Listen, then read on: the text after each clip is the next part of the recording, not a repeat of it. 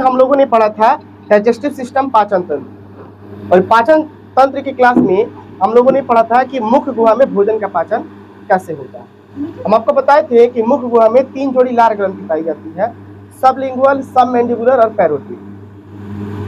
Sublingual जो है सबसे छोटी लार ग्रंथि होती है, पैरोटिड सबसे बड़ी लार ग्रंथि होती है। सबलिंगुअल जीभ के नीचे, सबमैंडिबुलर जीभ के पीछे, और पैरोटिड जो है कर्णपलव पिंडा के नीचे होता है।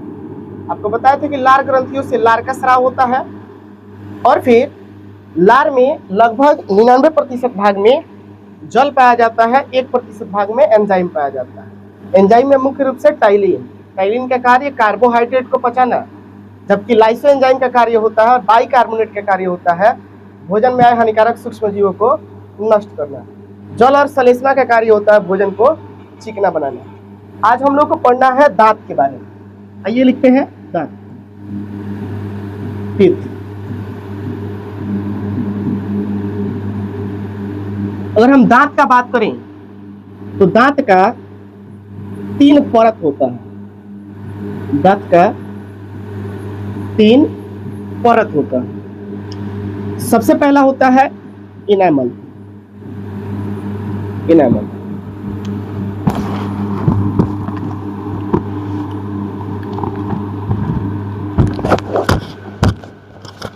अगर इनेमल का बात किया जाए तो यह मानव शरीर का सबसे कठोर हिस्सा होता है, सबसे कठोर भाग। दूसरा होता है डेंटाइन।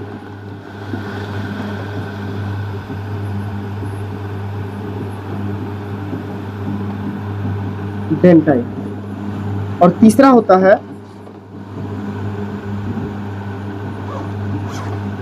मज्जा गुहा। इसको बोलते हैं पल्प कैविटी।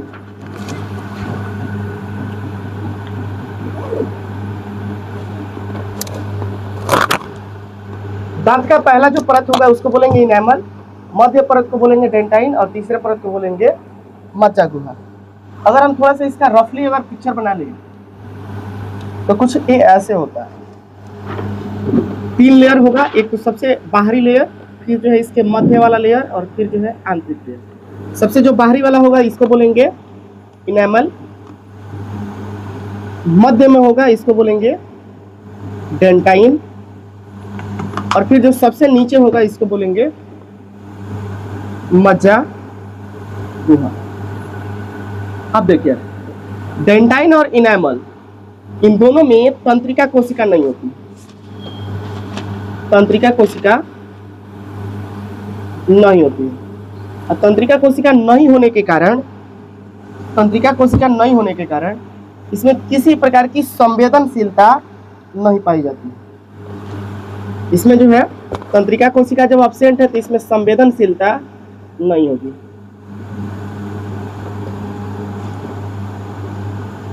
अर्थात इसमें दर्द का अनुभव भी नहीं होगा। लेकिन जो मज्जा गुहा वाला भाग है इसमें जो है तंत्रिका कोशिका पाई जाती है। तंत्रिका कोशिका पाई जाती है जिसके कारण इसमें दर्द का अनुभव। कभी कभी होता क्या है कि जब हम अनियमित रूप से ब्रश करते हैं तो दांत का इनेमल और डेंटाइन भाग घिस जाता है। दांत का इनेमल और डेंटाइन भाग घिस जाता है। अब घिसने की वजह से क्या होगा कि जब भी हम भोजन करेंगे, मान लीजिए कि दांत का इनेमल और डेंटाइन भाग यहाँ से घिस गया, तो जब भी हम भोजन करेंगे तो भोजन या फिर जल का कण इस घिसे हुए भाग से इस मज्जा गुहा को टच करने लगेगा, जिसकी वजह से दांत में भयानक दर्द होता है। और इस रोग को बोलते हैं कैविटी रोग। क्या बोलते हैं? कैविटी। दांत के अंदर जो है छिद्र हो जाता है, और छिद्र होने की वजह से जल या फिर भोजन का कण मज्जा गुहा से संपर्कित हो जाता है, जिसके कारण दांत में दर्द होता है, और इसी रोग को बोलते हैं कैविटी रोग। और इस कैविटी रोग को जांच कराने के लिए डॉक्टर जो एक टेस्ट कराता है जिसको बोलते हैं RCT टेस्ट। और RCT का पूरा नाम होता है रूट कैनाल ट्रीटमेंट। डॉक्टर जो है RCT टेस्ट कराता है और RCT का पूरा नाम होता है रूट कैनाल ट्रीटमेंट। अगर इसके अलावा अगर हम बात करें तो डॉक्टर जो है घिसे हुए भाग में क्या कर देता है, POP भर देता है या फिर व्हाइट सीमेंट भर देता है,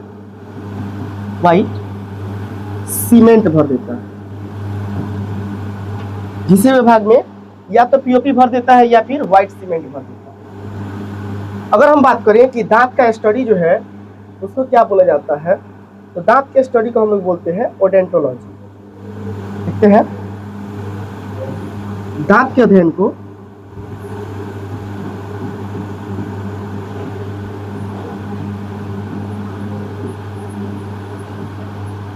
क्या कहा जाएगा, ओडेंटोलॉजी।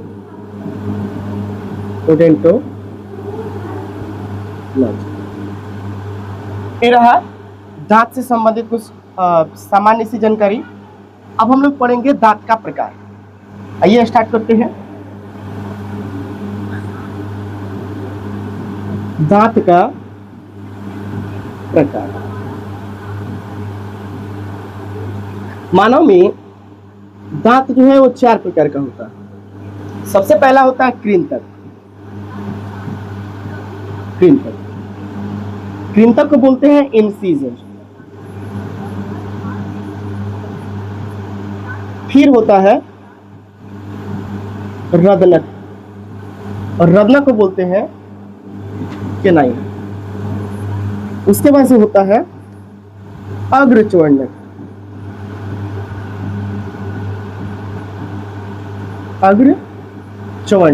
इसको बोलते हैं प्रीमोलर।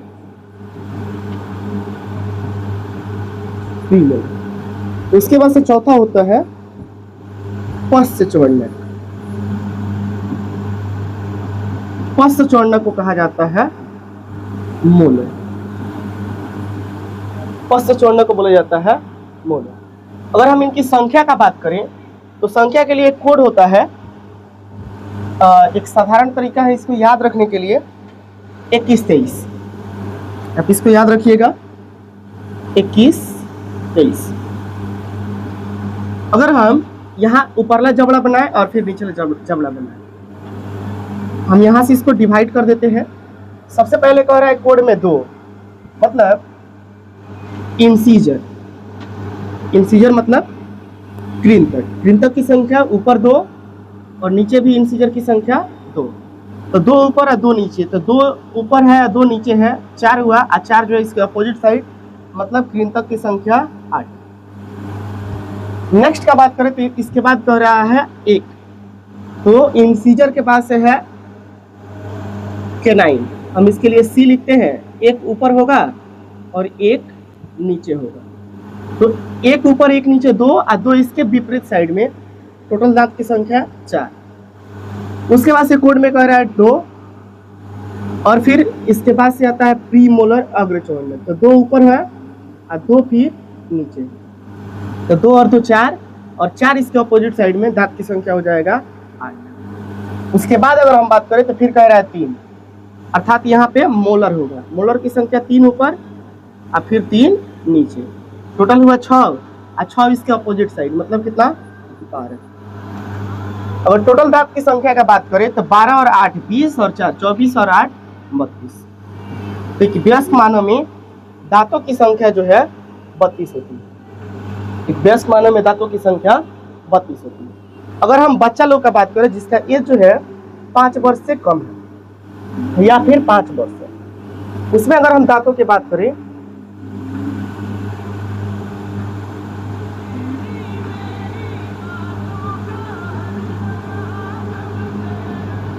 बच्चा में बात करें जिसका एज जो है 5 वर्ष हो या 5 वर्ष से कम हो, तो इसके लिए कोड होता है 2102। सबसे पहले होगा केनाइन, इंसीजर। इसके बाद से होगा केनाइन, फिर होगा प्रीमोलर और फिर होगा मोलर।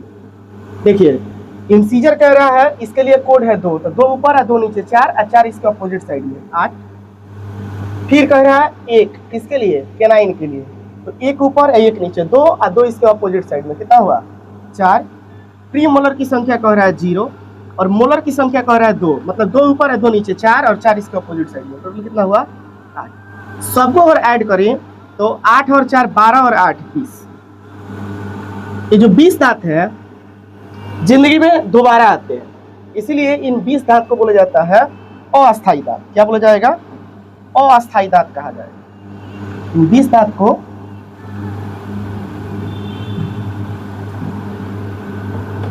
इनको बोला जाएगा अस्थायी दांत। अस्थायी दांत इसलिए बोला जाता है क्योंकि ये लाइफ में दोबारा आते हैं। या फिर इसी का अन्य नाम होता है दूध का दांत। दूध का दांत, मिल्क टीथ बोला जाता है, और इसकी संख्या जो है 20 होती है। अगर हम जो वयस्कों में दांत की संख्या था 32 और इसमें से घटा ले इस 20 दांत की संख्या को, तो टोटल होगा 12। 12 दांत जो है जिंदगी में सिर्फ एक ही बार आते हैं, इसलिए इन 12 दांत को बोला जाता है अस्थायी दांत। तो अस्थायी दांत की संख्या 12 और अस्थायी दांत या फिर दूध की दांत की संख्या 20। एक और दांत होता है जो 21 से 20 वर्ष की अवस्था में निकलता है। 20 से 21 वर्ष की अवस्था में निकलेगा। पश्च चौड़नक का सबसे लास्ट वाला दांत होता है और उसी दांत को बोला जाता है विजडम टीथ या फिर बुद्धिमत्ता का दांत। आजकल जो है सब में 32 दांत नहीं हो रहा, 28 दांत के आसपास हो रहा। जो सबसे लास्ट में निकलता है 21 या 22 वर्ष की अवस्था में, पश्च चौड़नक का जो अंतिम वाला दांत होता है उसको बोलते हैं बुद्धिमत्ता का दांत, विजडम टीथ। जबड़ा का ऊपरी भाग में और निचली भाग में एक दांत निकलता है। तो बुद्धिमत्ता के भी दांत की संख्या होती है 4। जेन्युइन जो है अभी दांत की संख्या 28। जब बुद्धिमत्ता का दांत आ जाता है तो फिर उसको मिला के होता है 32 दांत। कल के क्लास में हम लोग पढ़ेंगे कि अग्रचौड़नक, पश्च चौड़नक, कृंतक और रत्नक का फंक्शन क्या होता है। वीडियो में जुड़े रहने के लिए आप सभी का धन्यवाद। यदि आप चैनल पर नए हैं तो वीडियो को ज़्यादा से ज़्यादा शेयर करें और फिर चैनल को सब्सक्राइब करें।